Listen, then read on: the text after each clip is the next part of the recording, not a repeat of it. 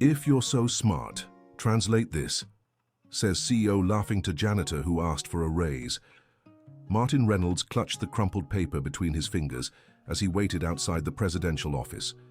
His hands trembled not just from nerves, but from the weight of the hospital bill he'd carried in his pocket for 3 weeks. Sarah needed urgent surgery, and the company's basic health plan didn't cover the procedure. When he was finally called in, the 50-year-old janitor took a deep breath and knocked on the door. Jason Parker, the young CEO of Tech USA, didn't even look up from his computer when Martin entered the luxurious 30th floor office. "You asked to see me?" Martin asked, removing his green cap. "Ah, yes. The janitor." Jason finally looked up, a mocking smile on his lips. "Heard you wanted to talk to me about something." "It's about a raise, Mr. Parker. My wife is sick and—" Hold on. Jason raised his hand, cutting him off. "Everyone comes in here with the same story. Sick wife, kid in school, bills to pay. You think I'm a bank?" Martin swallowed hard. He'd rehearsed this conversation for weeks, but his boss's arrogance left him speechless. "Sir, I've worked here 8 years, never missed a day, never been late. Always gone above and beyond." Sure. That's what they all say." Jason leaned back in his leather chair, clearly amused. "But tell me something, Martin. Why do you deserve more? What makes you special?" I've always given my all. I know every corner of this company. I help where I can. Help where you can." Jason laughed loudly. "You're a janitor, man. You mop floors, empty trash. Anyone can do that." The humiliation burned in Martin's chest like a hot iron. He knew he should walk away, accept defeat, but the image of Sarah in her hospital bed made him press on. "Mr. Parker, I really need this raise. It's a matter of life or—" "Look here." Jason stood and walked to a filing cabinet, pulling out a multi-page document. "You said you always help where you can, right? That you're dedicated, smart, all that?" Martin nodded, unsure where the young executive was going with this. "Then prove it." Jason slammed the document onto the desk with a sharp thud. "If you're as smart as you claim, translate this and you'll get your raise." The janitor looked at the paper. It was an entire commercial contract in English, filled with technical and legal terms. His hands shook as he picked it up. "Sir, You what? Can't do it?" Jason guffawed. "Thought so. You people always come here playing victim, saying you deserve more, but when push comes to shove. When do you need it by?" Martin's question made Jason stop laughing. The CEO hadn't expected that response. "What do you mean, when do I need it?" "The translation. When do you need me to turn it in?" Jason blinked several times, surprised. He'd thrown out this challenge as a cruel joke, another way to humiliate the employee before sending him away. He never imagined Martin would take it seriously. "Tomorrow morning," he finally said, regaining his mocking tone. "First thing, and it better be perfect, got it? 1 comma out of place and you're fired." Martin tucked the document inside his uniform shirt, put his cap back on, and headed for the door. "Martin," Jason called when he was almost out. "Just to be clear, I don't for 1 second believe you can do this. That's a software export contract, packed with technical terms. Not even our company lawyers could translate it without help." "Understood, sir. And if I find out you got help from anyone, not only do you not get the raise, you're fired on the spot. Deal?" "Deal." When Martin left the room, Susan Thompson, the 45-year-old executive secretary, pretended to be busy with paperwork. She had overheard the entire conversation through the slightly open door and felt a mix of anger and pity for the janitor. Susan had worked at Tech USA for 15 years and had seen 3 CEOs come and go. Jason was by far the worst of them all. Since taking over 2 years ago, he had turned the workplace toxic, firing longtime employees and treating everyone as disposable. "Susan," Jason shouted from his office, "cancel my morning appointments. I want to be here when our janitor genius brings in his translation." "Yes, Mr. Parker." Susan watched Martin walk down the hallway, head bowed, and felt her heart tighten. She knew bits and pieces of his story, that his wife was sick, and that he took on extra shifts whenever possible to make ends meet. He was a polite man, always greeting everyone with a smile, even when visibly exhausted.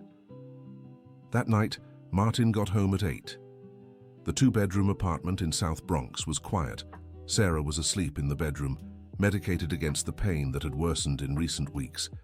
He brewed a strong coffee and sat at the kitchen table with the document. The first few pages were dense, full of legal jargon in English. Martin pulled out the old dictionary he'd kept since college and got to work. Word by word, sentence by sentence. The fine print danced before his tired eyes, but he kept going. By 2 in the morning, he was still translating. By 4, his eyelids felt like lead.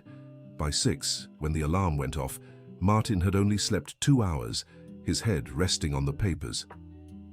"Martin?" Sarah's weak voice came from the bedroom. He rushed to her side. She looked pale, thinner than ever, but smiled when she saw him. "Did you stay up all night again?" "Just had some work to finish," he lied, not wanting to burden her with the details of his humiliation. "Promise me you'll take care of yourself.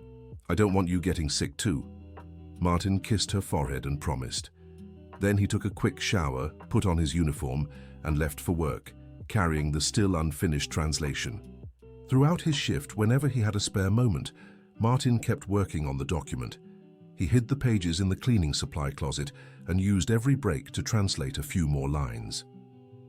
Dear listener, if you're enjoying the story, don't forget to like and subscribe to the channel. It really helps those of us just starting out. Now, back to the story. Susan noticed the janitor's odd behavior. Several times during the day, she caught him glancing at hidden papers, but pretended not to see. There was something about his determination that moved her. By the end of his shift, Martin still hadn't finished. He asked to stay late to do a deep clean, but in truth, he needed more time to complete the translation. Jason had left for a business dinner, leaving the building nearly empty. That's when Susan appeared on the cleaning floor. "Martin, you're still here?" He quickly hid the papers, embarrassed at being caught. "Hi, Ms. Susan. Just organizing some things. Can I see?" The question caught him off guard. Susan had never shown interest in his work before. "It's just work stuff, Ms. Susan." "Martin, I overheard your conversation yesterday with Mr. Parker. I know about the challenge he gave you." The janitor lowered his head, ashamed. His situation was even more humiliating than he'd thought if other employees knew. "Are you really trying to translate that document?" "I'm trying, ma'am." Susan approached, and to Martin's surprise, her face showed admiration rather than pity. "Can I help? I studied literature in my youth and have a good foundation in English." "No, Miss Susan. Mr. Parker said if I asked anyone for help, he won't know. And technically, I'm not helping you. I'm just checking if your translation is correct." Martin hesitated. The offer was tempting, but his fear of being caught was stronger. "Thank you, Miss Susan, but I need to do this alone." "Then at least let me see how it's coming along. I want to cheer you on." Reluctantly, Martin showed her the pages he had already translated. Susan read silently, and her expression gradually shifted from curiosity to surprise. "Martin, where did you learn technical English like this?" "What do you mean?" "This translation is perfect. It's not just basic English. You're translating software engineering terms, complex contract clauses. How do you know these things?" Martin looked away. It was a question he had hoped never to answer. "I studied a bit when I was younger." "A bit?" Susan picked up one of the pages. "You translated implementation of blockchain infrastructure as Implementação de Infraestrutura Blockchain." "That's not basic knowledge, Martin." The janitor fell silent. Susan realized she had touched on a sensitive subject and softened her tone. "I'm sorry if I'm being nosy. I'm just impressed, that's all." "Miss Susan, can you do me a favor?" "Of course." "If I manage to finish this translation by tomorrow, could you not tell anyone how you saw me here today? Mr. Parker can't know someone saw me working on this. You have my word, our secret." Susan left the building with a strange feeling. There was something about Martin that didn't add up. An ordinary janitor wouldn't have the technical knowledge she had seen in that translation, but why would he hide his qualifications? The next morning, Martin arrived at work an hour early. He had stayed up all night finishing the translation and slept only 3 hours. His eyes were red, but the document was complete. At 8 sharp, he knocked on Jason's office door. "Come in," the CEO called. Surprised to see the janitor so early, Martin entered carrying the translated pages, neatly organized and numbered. Jason could barely hide his shock when he saw the document. "You actually did it?" "Yes, sir, as you asked." Jason took the pages skeptically. He began reading the first page, then the second. His expression grew increasingly serious. "Where did you get this?" "What do you mean, sir?" "This translation. Where did you get it? Which law firm did it for you?" "I did it, Mr. Parker, as we agreed." "Don't play games with me, Martin." Jason stood up, irritated. "Do you think I'm stupid? A janitor can't translate a technical contract at this level." "But you said if I said if you translated it, not if you paid someone else to do it for you." "Mr. Parker, I swear—" "Enough!" Jason slammed his fist on the desk. "You disrespected me, lied to me, and now you expect me to believe this farce." Martin felt the ground disappear beneath him. He had stayed up 2 nights, worked with total dedication, and still wasn't believed. "Please, sir, I really need this raise. My wife—" "Your wife will have to make do with another husband because you're fired." "Sir?" "Fired for dishonesty." "Susan!" Jason shouted.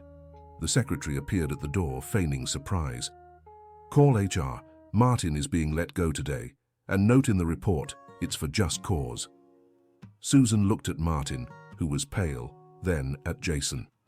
"Mr. Parker, may I know the reason?" "He lied to me, said he translated this document alone when he clearly paid someone to do it." "How can you be so sure about this?" Jason looked at her with irritation. "Susan, are you questioning my decision?" "No, sir. I just wanted to understand better so I could do the report correctly. The report is simple. Employee fired for dishonesty. Period." Martin left the room in shock. In less than 24 hours, he had gone from hoping to get the money for his wife's treatment to complete unemployment. With just cause, he wouldn't even qualify for unemployment benefits. Susan walked him to the elevator. "Martin, Thank you for everything, Ms. Susan. You've always been kind to me." "This isn't right. You did the translation yourself. I know you did. It doesn't matter anymore. Mr. Parker has already made his decision." When the elevator doors closed, Susan felt a rage she hadn't experienced in years. She returned to her desk and watched Jason through the glass door of his office. He was on the phone, probably already telling someone about how he had exposed the lying janitor. That night, Susan couldn't sleep. She couldn't stop thinking about the injustice she had witnessed. She had known Jason for 2 years and knew he was arrogant and insensitive, but she had never seen him be so cruel. The next day, she decided to investigate on her own. During lunch, she went down to the janitor's break room. Martin had left his locker open in the rush of his dismissal. Inside, Susan found something that left her speechless. Diplomas. Several diplomas. A degree in computer engineering from MIT, a specialization in information systems, a master's in information technology, certifications in multiple programming languages, all in the name of Martin Reynolds. Susan took pictures of the documents with her phone, unable to believe what she was seeing. Martin wasn't just capable of translating that contract. He was more qualified than most of the company's employees, including Jason himself. But why would an MIT graduate be working as a janitor? Susan dug deeper. Using her position, she accessed the company system and searched for Martin's name. What she found shocked her even more. 10 years ago, Martin Reynolds had been one of the most promising engineers in the US tech industry. He had worked for major companies, developed innovative systems, even spoken at international conferences. His career had been skyrocketing until suddenly it all vanished. In 2014, the company Martin worked for had collapsed amid a corruption scandal. Several employees, including Martin, were investigated, but no charges were ever proven. Still, the stigma remained. No tech firm would hire him after that. Susan spent the rest of the afternoon piecing together the story. Martin had lost everything: his career, his home, his savings. He'd been forced to take on simpler and simpler jobs just to survive until he ended up as a janitor. And even knowing he was wasting his talent, he had never complained or used his qualifications to get ahead. He worked in silence, with dignity, just trying to support his family. Dear listener, if you're enjoying the story, don't forget to like and subscribe to the channel. It really helps us out as we're just getting started. Now, back to the story. Meanwhile, Martin arrived home to deliver the devastating news to Sarah. She was in the living room, struggling to stay awake despite her strong medication. "How was work, honey?" Martin sat beside his wife on the worn-out couch and held her hands. "Sarah, I lost my job." "What? How?" "My boss gave me an impossible task as a test for the raise. When I managed to do it, he said I lied and fired me." Sarah tried to understand, but the medication clouded her mind. "But you didn't lie, did you?" "No, Sarah. I did everything right, but he didn't believe me. Now what? What are we going to do?" Martin had no answer. With the termination for just cause, they wouldn't receive their severance pay or unemployment benefits. Their savings would cover rent and medicine for at most a month. "We'll figure it out, honey, we always do." "But what about my surgery?" Martin swallowed hard. Without the raise he'd hoped for, the surgery was already hard to afford. Without a job, it had become impossible. "We'll find a solution, I promise." In the days that followed, Martin went out every day looking for work. He knocked on cleaning companies, condos, shopping centers. His age and lack of recent references turned every interview into a small torture. Meanwhile, Susan couldn't get the story out of her head. She had shown the diplomas to 2 co-workers who were equally outraged.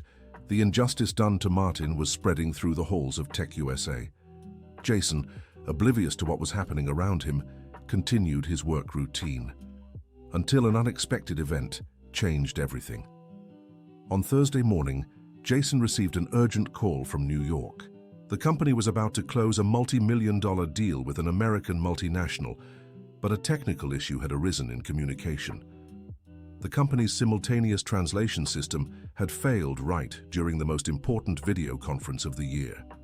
The engineer in charge was sick, and none of the employees present had enough technical English to conduct the negotiation. "Jason, you need to fix this now," said the American director over the phone.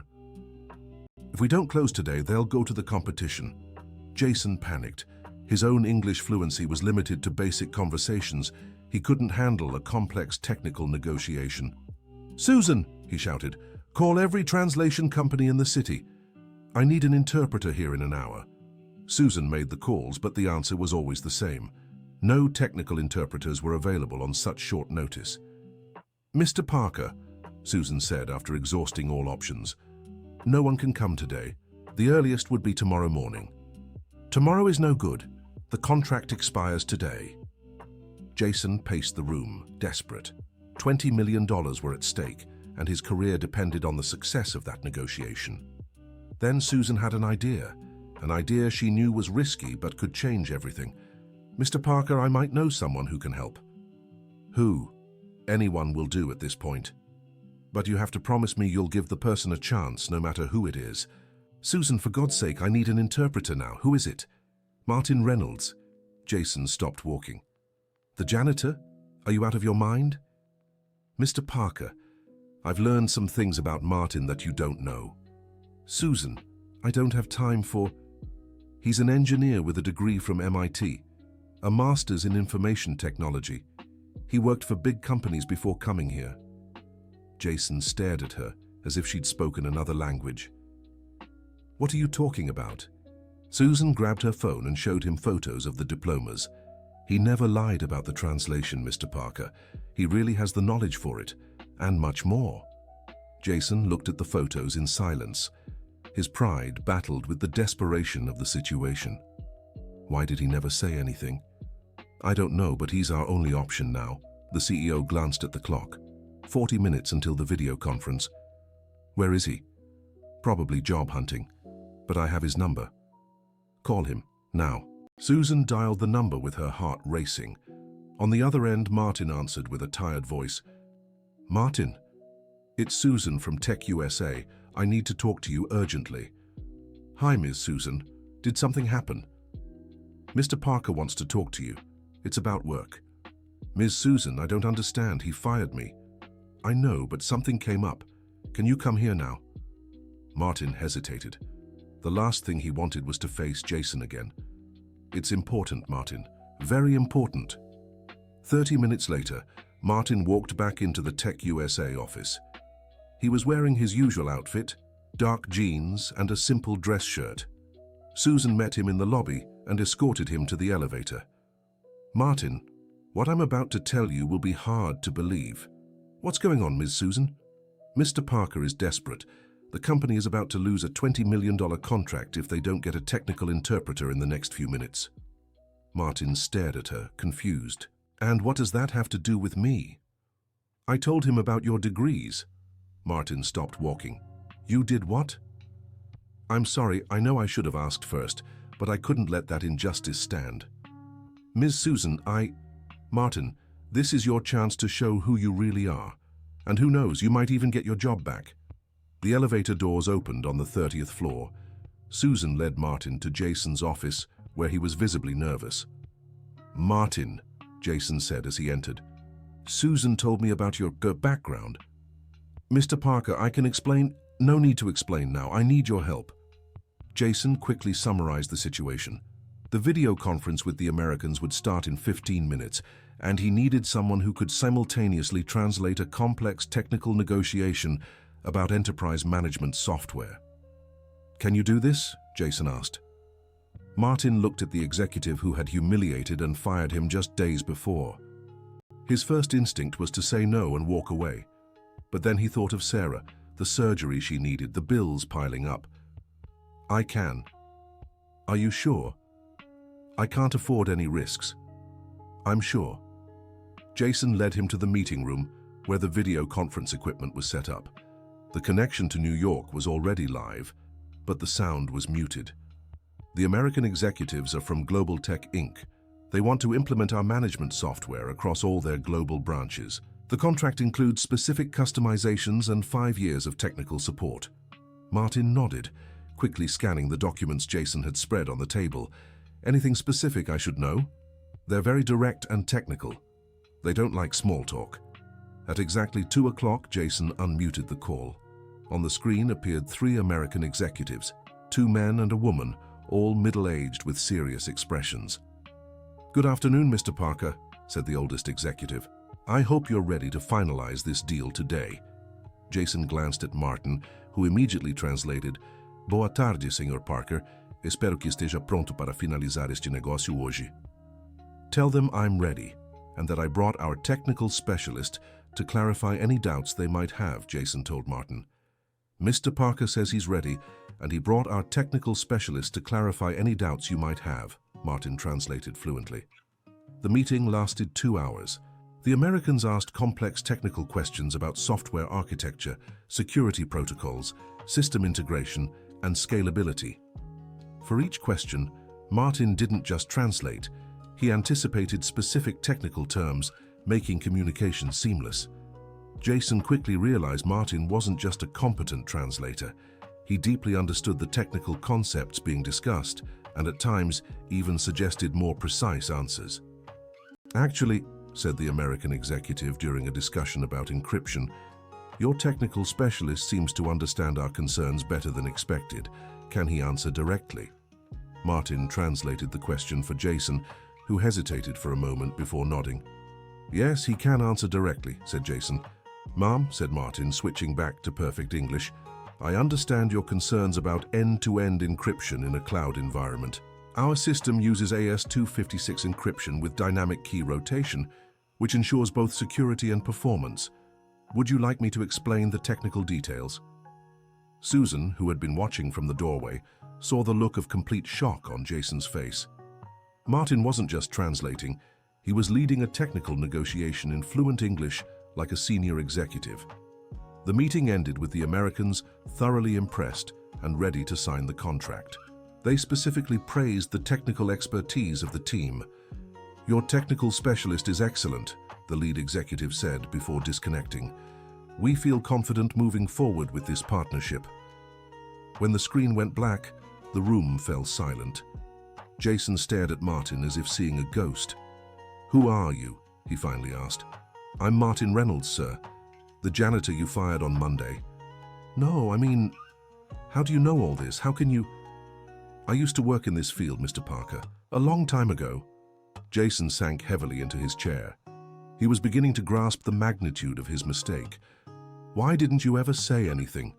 Why work as a janitor if you had these qualifications? Martin hesitated. Telling his story meant reliving years of humiliation and failure. Sometimes life forces us to take what we can get, sir. But that doesn't make sense. You could be working as an engineer at any company. It's not that simple. Susan stepped forward. Mr. Parker, may I explain? Jason nodded, still in shock. Martin went through a rough patch a few years ago. The company he worked for shut down, and he was left without references. You know how the tech industry is, very competitive, and people judge those who've been unemployed too long. But with these qualifications don't guarantee a job, sir, said Martin, especially when you're over 40 and have been out of the market for years. Jason was starting to understand. He'd witnessed that bias in his own company. Whenever an older candidate applied for a tech position, they were automatically dismissed, no matter their experience. Martin, I made a terrible mistake. You did what you thought was right at the time. No, I was arrogant and prejudiced. I judged you by your appearance, by your job, without knowing your story. Martin didn't respond. The humiliation still stung, but there was something bigger at stake. Sarah needed him working, not fighting with former bosses. I want to offer you a job, Jason said suddenly. As a janitor, as an engineer, technical coordinator, with the salary your qualifications deserve. Martin looked at Susan, then back at Jason. It was hard to believe what he was hearing. Mr. Parker, I appreciate it, but what? You just saved a $20 million contract. You demonstrated technical knowledge beyond most of the employees here. Why hesitate? Because on Monday you said I was just a janitor who mopped floors and emptied trash cans. The words hit Jason like a punch to the gut. He remembered the cruel things he'd said all too well. You're right. I said terrible, unforgivable things. I can't take them back, but I can try to make it right. It's not about making it right, Mr. Parker. It's about respect. Then give me a chance to show respect. A chance to prove I can be a better boss. Martin thought about Sarah, the surgery, the overdue bills. He also thought about dignity, wounded pride, the humiliation he'd endured. What would the salary be? $15,000 a month, plus profit sharing, plus full health coverage for you and your family. It was 5 times what Martin made as a janitor. It was enough money for Sarah's surgery and much more. I accept, he finally said, but on one condition. What? I want you to apologize to all the employees who heard you fire me, in front of everyone. Jason swallowed hard. A public apology would mean admitting his mistake to the entire company. It would mean losing face, showing vulnerability. All right, he said after a long pause. You deserve that. Dear listener, if you're enjoying the story, take a moment to like and especially subscribe to the channel. It helps us a lot as we're just starting out. Now, continuing. A week later, Jason called a company-wide meeting. The auditorium was packed and people whispered among themselves, speculating about the reason for the gathering.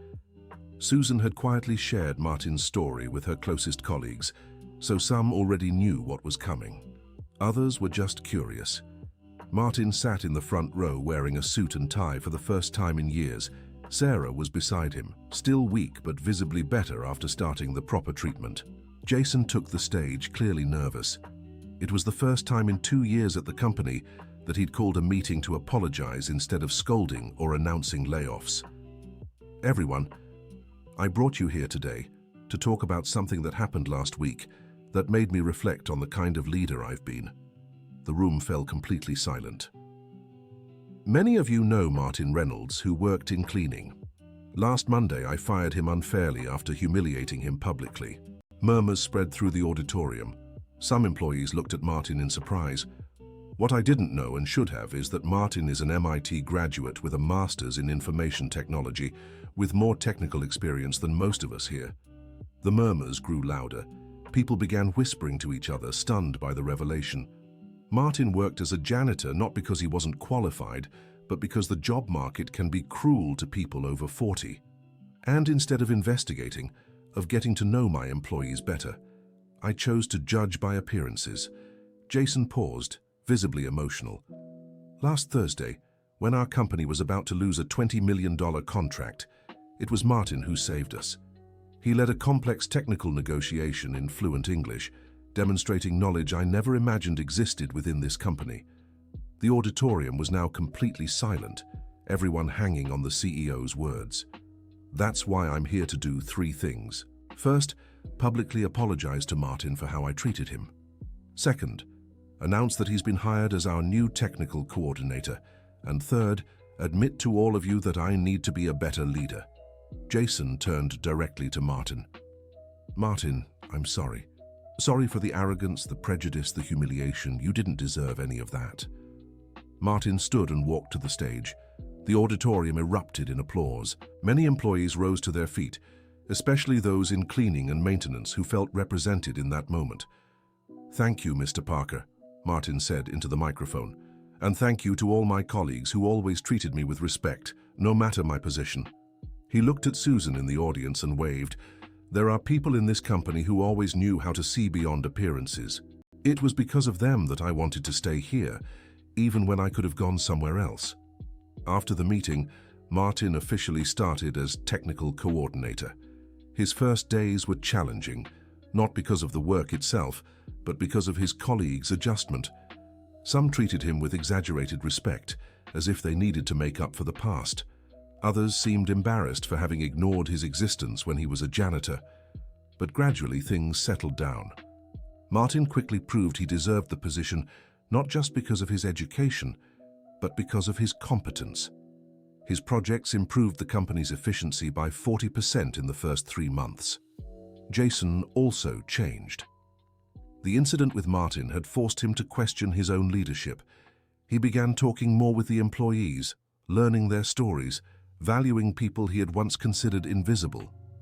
6 months later, Tech USA had the best work environment it had ever had. Productivity increased, turnover decreased, and the company began attracting professionals who wanted to work in a place where they were valued for who they were, not just for their job titles. Sarah fully recovered from her surgery. Martin got her a private health plan but discovered it wasn't even necessary. The company's plan covered all the treatments she might need. One Friday afternoon, Jason called Martin into his office. "How are you feeling here?" "Good, Mr. Parker. Very good." "Martin, can I ask you something? Why did you never try to get revenge on me? When you found out I needed your help, why didn't you let me fail?" Martin thought for a moment before answering. "Mr. Parker, revenge is a luxury I couldn't afford. My wife needed treatment and I needed work. Besides, holding on to anger only hurts the one who holds it. You're a better man than I am. It's not about being better or worse. It's about choosing how to react to the bad situations life throws at us." Jason nodded, reflecting on the words. "Martin, I want to make you an offer." "Yes?" "The board is creating a new position, Director of Human Development. You'd be responsible for identifying internal talent, implementing employee appreciation programs, things like that. Would you be interested?" "But I'm an engineer, Mr. Parker.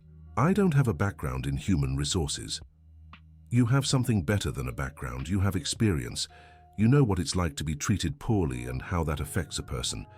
You also know what it's like to be valued and how that changes everything." Martin considered the offer.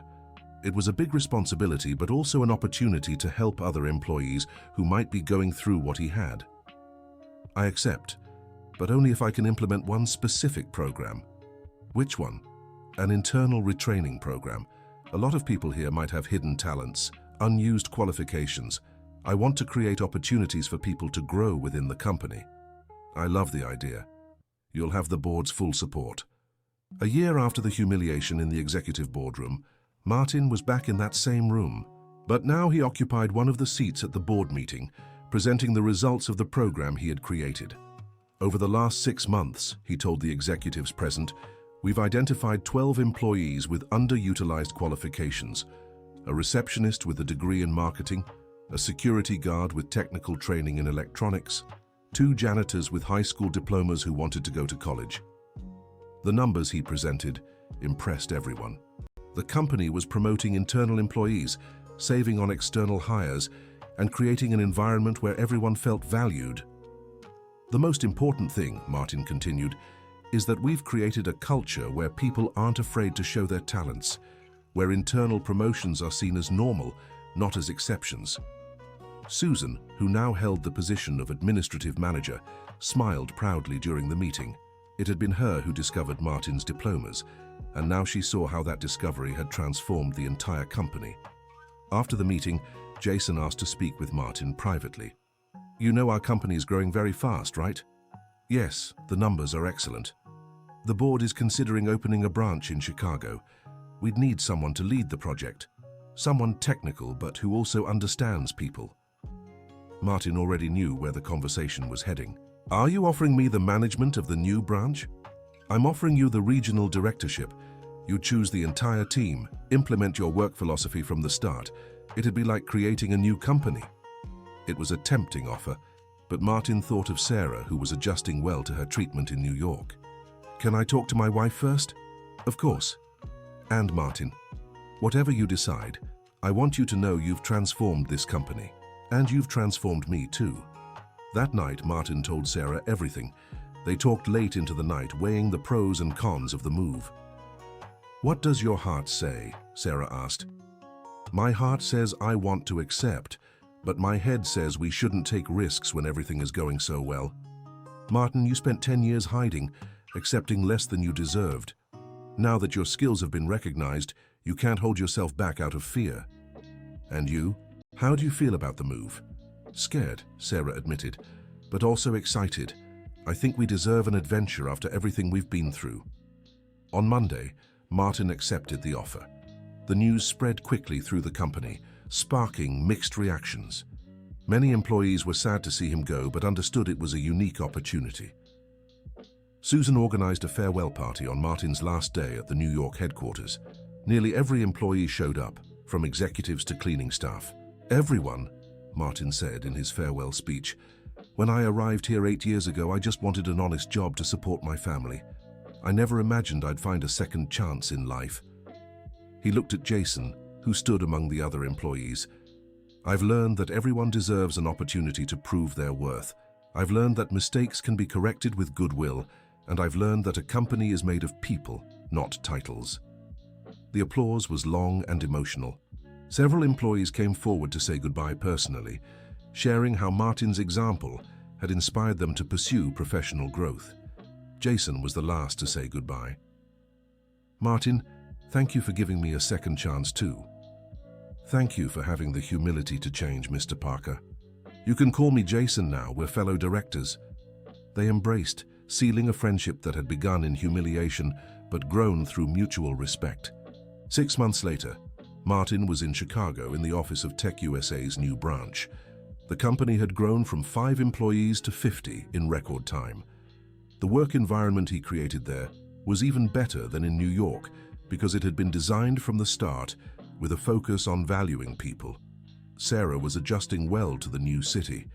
She had found excellent doctors and had even started volunteering at a local hospital, helping other patients facing situations similar to what she had endured. One afternoon, Martin received a call from Susan. "Martin, there's something you need to know." "What happened?" "Remember Sophia, Jason's daughter?"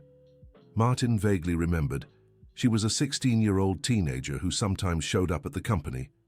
"Yes, I remember. She did a school project on workplace prejudice. She used his story as an example. The project was so good that she won a state award." Martin was moved. His story was now inspiring even the younger generation. "How's Jason doing?" "Changed. Completely changed. Last week he promoted an office boy to administrative assistant because he found out the kid was taking a technical course. Said he learned from you that talent can be found anywhere." 2 years after the translation incident, Martin was invited to speak at a human resources conference in New York. The theme was Discovering Hidden Talents in Organizations. The auditorium was packed. Martin told his whole story: the successful career, the fall, the years as a janitor, the humiliation, the second chance. He spoke about the importance of looking beyond job titles and seeing people as whole individuals. How many talents are being wasted in your companies because you can't see past the uniforms? He challenged. How many growth opportunities are being lost because we judge people by the role they have today, not the potential they hold? The talk was a success. Several companies reached out to Martin afterward, wanting to implement programs similar to the ones he had created. Jason was in the audience. At the end, he approached Martin. How can you talk about this without bitterness? Because I've learned that the best revenge against prejudice is success, and the best remedy for humiliation is dignity. You taught me more about leadership in one day than all the books I've ever read, and you taught me that everyone can change, Jason, including me. 5 years later, Martin had become a national reference in human development. His consulting firm helped organizations across the country identify and nurture internal talent.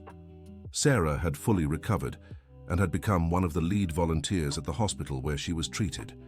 She used her experience to comfort other patients and their families. Jason was still at the helm of Tech USA, but now the company was known not just for technical excellence, but also for its people-first work environment. It had become a case study in business schools. Susan had been promoted to HR director and implemented recognition policies that served as a model for other companies. One Sunday afternoon, Martin was at home in Chicago when he got an unexpected call. Martin, it's Jason. Hi, Jason. How are you? Good, good. Martin, I wanted to tell you something. You know that American executive from Global Tech Inc., the one who was in the video conference you saved? I remember her. She called me today. Their company is expanding into Latin America, and they're looking for a regional director. She remembered you and asked if I had your contact info. Martin was silent for a moment, taking it in. What did you tell her? That you were the best professional I knew, but that you probably wouldn't be interested because you're doing so well with your own company. Thank you for the recommendation, Jason. Martin, can I ask you something? Of course. If you could go back in time, would you change anything? Would you avoid working as a janitor, avoid all that humiliation? Martin thought carefully before answering. No, Jason. I wouldn't change a thing. Really. Those years as a janitor taught me humility, in a way no university ever could. They taught me to value people for their character, not their position. They made me understand that every job has dignity when done with honesty. And the humiliation I put you through? I wouldn't change that either. Because she was the one who forced me to show who I really was. And she was the one who made you question what kind of leader you wanted to be. You're extraordinary, Martin. No, Jason. I'm just someone who learned that our reaction to tough times is what defines who we are. After hanging up the phone, Martin sat thinking about the conversation. What he had said was true. He wouldn't change a thing about his journey because every bad experience had prepared him for something better. Sarah walked into the room with 2 cups of coffee. How's Jason doing? Good. He offered me an international opportunity. And are you going to take it? No. I'm happy here. We're happy here. Sarah smiled and sat beside her husband on the couch. You know what I was thinking about today? What? How much our lives have changed since that terrible day in Jason's office. Changed for the better, right? Much better. But you know what makes me proudest? What? You never lost your essence. You're still the same kind, honest man I married. Only now the whole world can see it. Martin hugged his wife, feeling deep gratitude for everything they had been through and overcome together. The following Monday, Martin was in his office in Chicago when a young janitor knocked timidly on his door. The young man, about 25, hesitated before speaking. Mr. Martin, can I talk to you? Of course, come in. What's your name? Derek, sir. Derek Jones. What can I do for you, Derek? Well, I heard your story, how you were a janitor and became a director. And I wanted to know if you think I could move up here too. Martin looked at the young man and saw the same spark in his eyes that he himself had lost during years of self-doubt. Tell me about yourself, Derek. What's your background? What are your dreams? I go to night school, sir. Business administration. I'm in my 3rd year. I've always wanted to work in a company, help it grow, you know? And why haven't you applied for a trainee or internship position? Derek lowered his head, embarrassed. Because I have a criminal record, sir. When I was a teenager, I got mixed up with the wrong crowd. I never hurt anyone, but I have a police record. No company wants to hire someone like me for an office job. Martin's heart ached. Here was another talent being wasted because of prejudice. Derek, do you want a chance to prove yourself? More than anything in the world, sir. Then I'll give you that chance, but it won't be easy. You'll study business management with me on weekends, take online courses, really prepare yourself. In 6 months, if you prove you're capable, I'll promote you to an administrative assistant. Tears welled up in Derek's eyes. You'd really do that? For me? Derek, someone once gave me a second chance when I needed it most. Now it's my turn to give that chance to someone else. 6 months later, Derek had become one of the most dedicated administrative assistants in the company. His performance was so good that Martin was considering promoting him again. The story spread through the company, inspiring other employees to pursue professional growth. The Chicago branch of Tech USA became known as the place where everyone can grow, no matter their past or current position. One Thursday morning, 3 years after moving to Chicago, Martin got a call from Susan. Martin, I have some amazing news for you. What is it? Remember Derek, that janitor you promoted there in Chicago? Of course. How do you know about him? Because his story reached New York, and guess what? Jason decided to implement a national internal promotion program. He wants to replicate what you did there across all the company's branches. Really?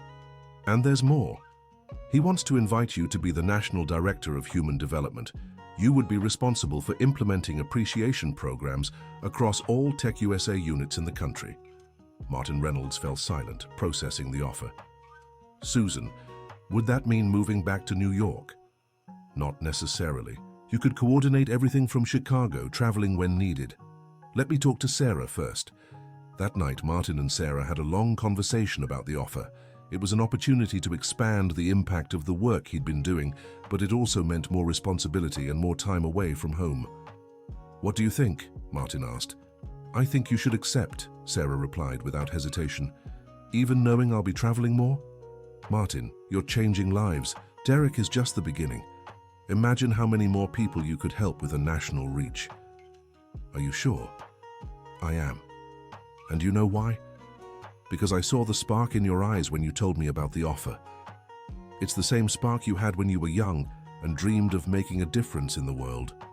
A week later, Martin accepted the position of National Director of Human Development at Tech USA. His first initiative was creating a program called Hidden Talents, which identified employees with growth potential in every role across the company. Within 2 years, the program had promoted over 200 people internally. Former janitors became analysts, former security guards became coordinators, former receptionists became managers. Tech USA became the company with the highest internal mobility in the country. Martin's story became a case study in universities and inspired other companies to adopt similar policies. He was invited to speak all over the US, always sharing his journey from humiliation to redemption. At one of these talks, at the Massachusetts Institute of Technology, Martin reunited with some of his old professors. They were stunned to learn that their once brilliant student had become a national reference in people management. Professor, Martin said to his former advisor, do you remember when I graduated and you told me I had the potential to change the world of technology? I remember perfectly, Martin. Well, I did. Just not the way we imagined, not through code or systems, through people. And you've changed far more than any software ever could. 10 years after the day he was humiliated in Jason's office, Martin returned to that same room. But this time, it was for a board meeting where he would present the national results of the Hidden Talents program. Everyone, he said to the executives present, in 10 years of this program, we've promoted over 2,000 employees internally. The company has saved more than $50 million in external hiring costs and reduced turnover by 80%. The numbers impressed even the most skeptical directors, but for Martin, the most important thing wasn't the financial figures. What truly makes me proud, he continued, are the human stories. Like Derek, who was a janitor and is now a regional manager. Like Melissa, who was a cleaner and now oversees our quality department. Like Kevin, who was a security guard and now leads our IT team. After the meeting, Jason asked to speak with Martin privately. You know what impresses me most about all this? What? You transformed our company without holding on to any resentment from what happened in the past. Jason, resentment is a burden that only hurts the one who carries it. I chose to turn pain into purpose. Martin, can I ask you a personal question? Of course. If you could give one piece of advice to the Martin from 10 years ago, the one being humiliated in this very room, what would you say? Martin thought for a long moment before answering. I'd tell him to be patient, that every humiliation is temporary but character is permanent, that the people who try to belittle us are often just revealing their own insecurities, and that our reaction to the tough moments is what truly defines who we are. And for me, for the Jason from 10 years ago, I tell you to remember that every human being has a story, has dreams, has dignity, that a title doesn't define character, and that true leadership is about lifting people up, not tearing them down. Jason nodded, moved. Thank you, Martin, for everything, for teaching me to be a better leader, a better person. Thank you too, Jason, for having the courage to change and giving me the chance to show who I really was. That night, Martin returned home to Chicago with a heart full of gratitude. Sarah was waiting for him with dinner ready and a smile on her face. How was the meeting? Amazing. You know, Sarah, today I realized something. What? That terrible day in Jason's office wasn't the worst day of my life. It was the day that changed my life for the better. How so? If he hadn't humiliated me, I never would have had the chance to show who I really was. If he hadn't fired me, I never would have discovered my true calling. Sarah held her husband's hand. Are you saying it was good to go through all that? It wasn't good to suffer, but it was necessary, because it was through suffering that I found my strength. It was through humiliation that I found my dignity. It was through rejection that I discovered my worth. And today? Today I know I'm exactly who I'm meant to be, doing exactly what I'm meant to do. And it all started with a translation that an arrogant CEO thought I couldn't do. Sarah smiled and hugged her husband. I love you, Martin Reynolds. Janitor, engineer, director. The title doesn't matter. I love the man you are. And I love you, Sarah.